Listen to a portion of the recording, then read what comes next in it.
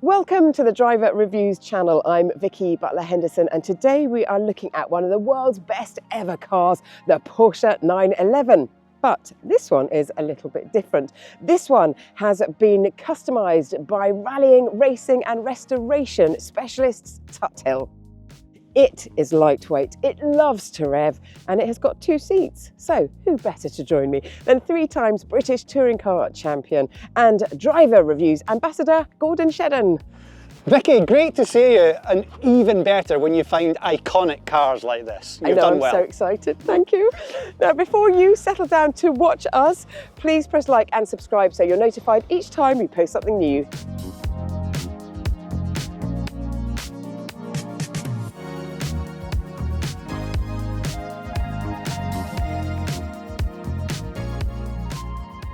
I give you an early 70s 911. What do you reckon? And it just looks absolutely stunning, doesn't it? It's perfect. It's everything a car should be. Oh, I totally agree. I absolutely adore this colour as well. But underneath it, I'm going to give you a list of what parts are, and you've got to tell me what you think they're actually made of under this beautiful metallic paint job. Ready? Bumpers. Carbon. Yes. Bonnet. Carbon. Roof. Carbon. Yes. Rear quarters. Carbon. Yes, exactly. This thing is so lightweight. Wheels. I'm guessing there's a theme. Carbon. Hey, you've caught on nicely. Shall we open up the doors and have a look inside? Absolutely. Windows, by the way. Oh, they're definitely not carbon. No. But they feel so lightweight. Yeah, exactly. They definitely are. Now, inside on this particular car, I am beyond in love with this seat trim. I just think it's fantastic. It reminds me of my granny's old Mark I Ford Fiesta. We have absolutely been transported back to the 70s, but that's what sports seats were. And I think the modern shape, but trimmed to look like it was in the 70s, is just that perfect blend of new and old coming seamlessly together. Exactly. So you've got some vegan leather under that dash. Is carbon. We're back on the theme, aren't we? Have you seen the steering wheel? Yes. Carbon. Yeah, exactly. What I love as well, it's just so simple. There is no stereo controls. It doesn't look like there's many heater controls. It's just so basic.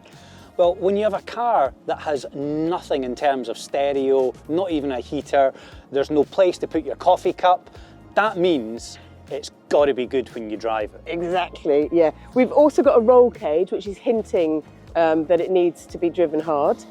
Carbon? No, it's not carbon. No, failed. it's a titanium. Failed at the titanium last roll hurdle. cage. Yeah.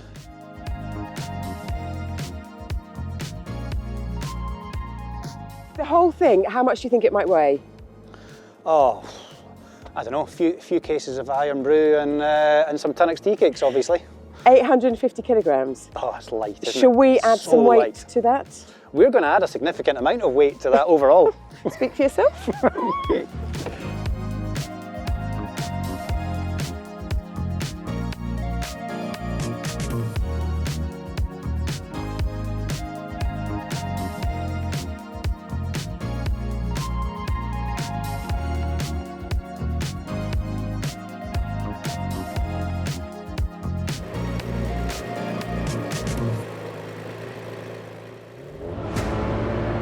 Right then, let's have a go at this 911K and see what it's all about.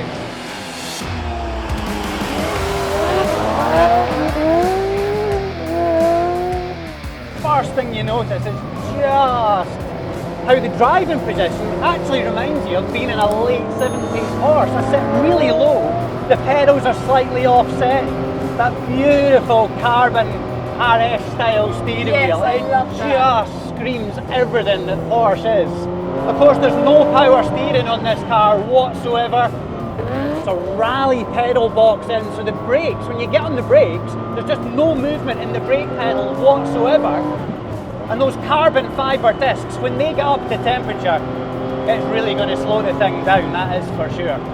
You need to heel toe on the downshift to make that gear selection work. When you're going to drive the car from your shoulders, this isn't fingertip stuff. You've got to drive it from the whole core of your body, so you're trying to be in control at all times. but it feels like it just wants to go. Yeah. It wants to go. And if it wants to go, let's make it go.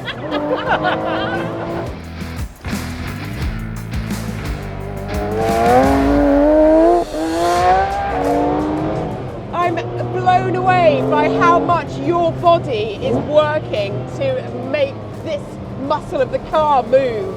This is a car about needs, and what it needs is loads of concentration to drive it, because as soon as you don't have the concentration, it'll be a nightmare.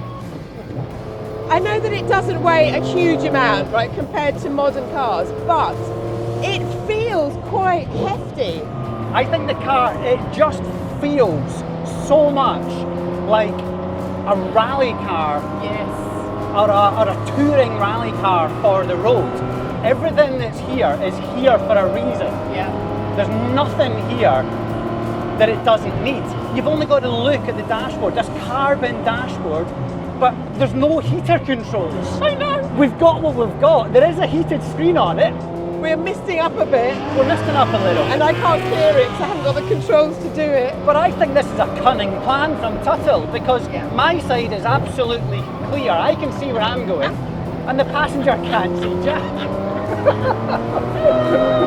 Which may well be a bit of a ploy. Just let the driver enjoy it all. Ah, listen to the noise.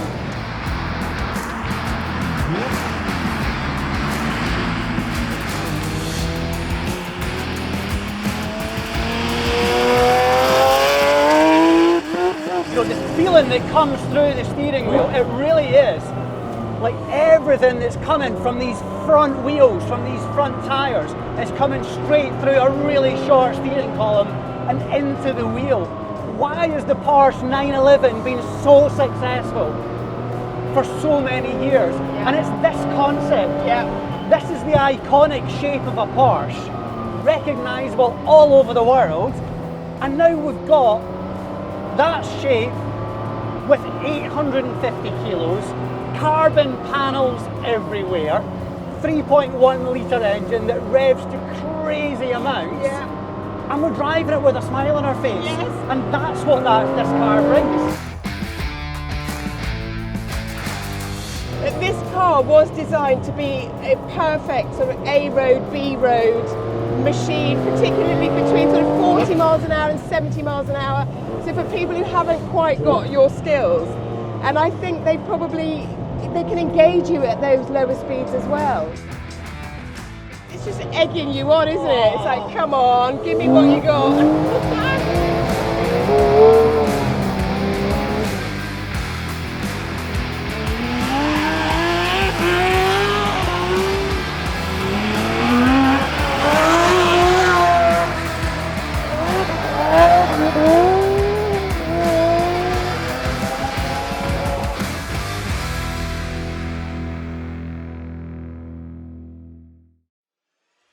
Whatever car you drive, the only thing keeping you in contact with the tarmac are the tiny contact patches on the tyres. So choosing the right set of tyres is absolutely crucial.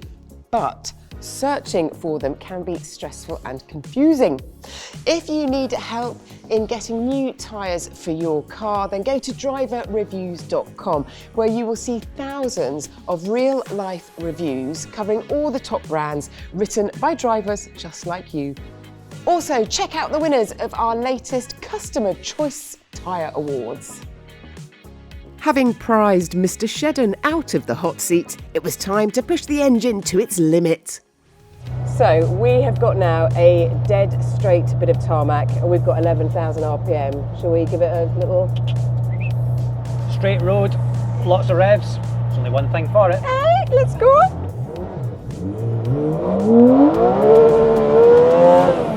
Oh my giddy aunt.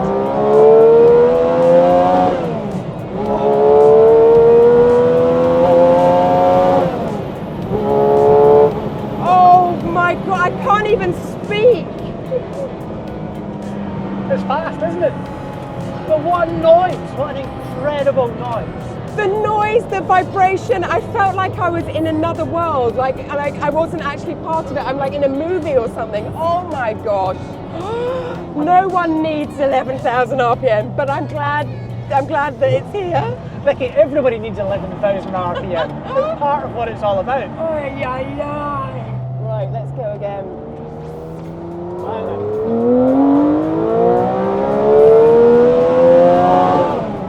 It's so visceral. That's incredible. Oh, And that's touching 140 miles an hour. I mean, that's Wow. No wonder there's no need for a stereo in this car, because the stereo is coming from that engine in the back. golly, that is absolutely like a screaming banshee. Oh.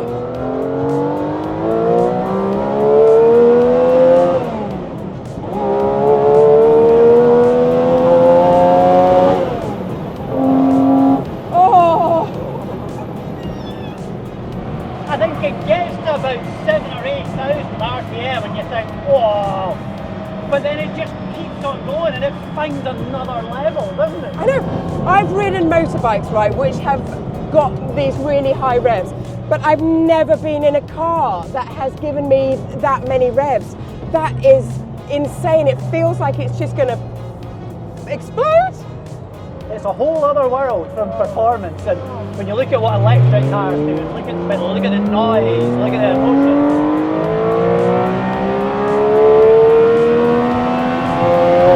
I mean, it's like I should have changed gear yesterday. Oh. Wow. It's definitely an experience. It's oh. But when you're doing that amount of revs and that kind of speed, you know, way over 140 miles an hour in a 1970s Porsche, no wonder it needs carbon brakes to slow the thing down. Yeah.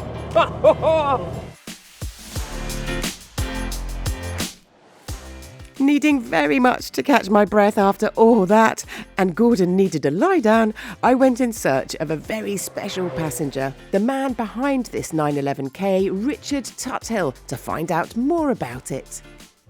May I get the nitty gritty out of the way, first of all? Yep, let's do it. Let's talk Wonga. How much? Only £850,000.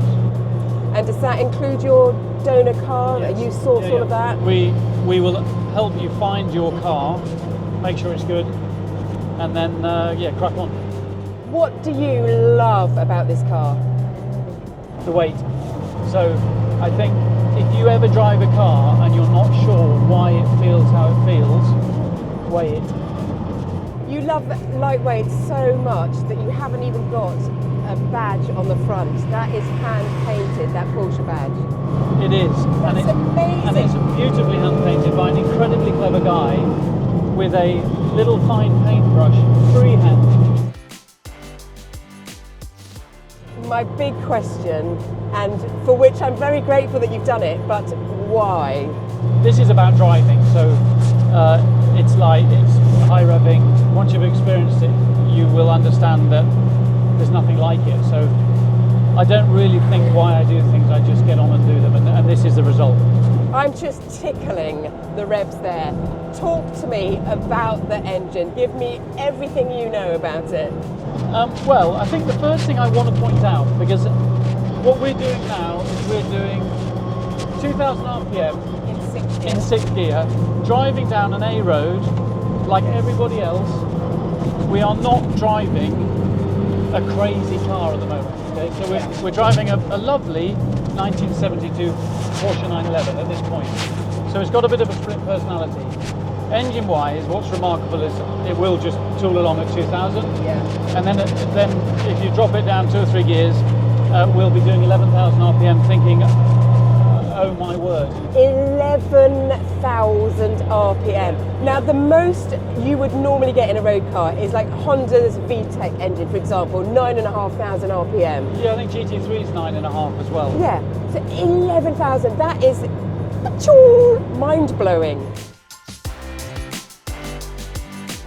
So where does the engine come from? What size is it? What power is it? What torque?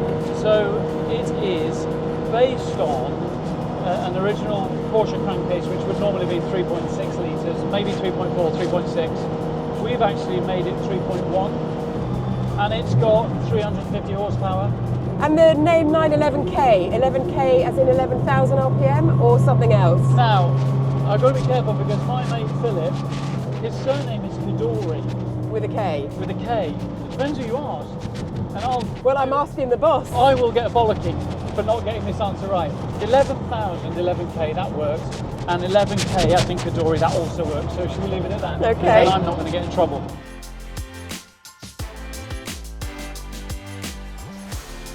Talk to me about these wheels. So that's the other thing. So there's a lot of carbon involved, but I fundamentally don't really like carbon. So you can't actually see much of it, can you? It is one of my favourite. I love it. Carbon is a tremendous material for lots of things. I'm not sure I like looking at too much of it. And what about the design of the wheels then? Because that's old school. Yeah, I mean, essentially, this is a 1972 Porsche shape. So there is no styling. There's no styling at all in this car. It's what Porsche produced in 1972. This shape, this wheel design. We've got some slightly different offsets on the wheel, which is again another technical thing. But the reality is they're inspired and designed on the back of really lovely original design by Porsche.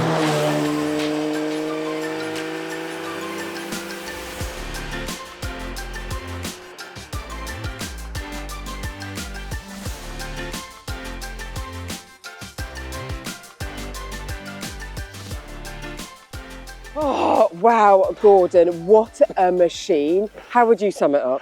Just so many ways I want to describe this car. It's so emotional, but it's so pure. It's so exciting to drive. The exhilaration is just incredible. Just absolute driving pleasure, isn't it? Yeah, it is, and I definitely feel like we've both had a good workout today.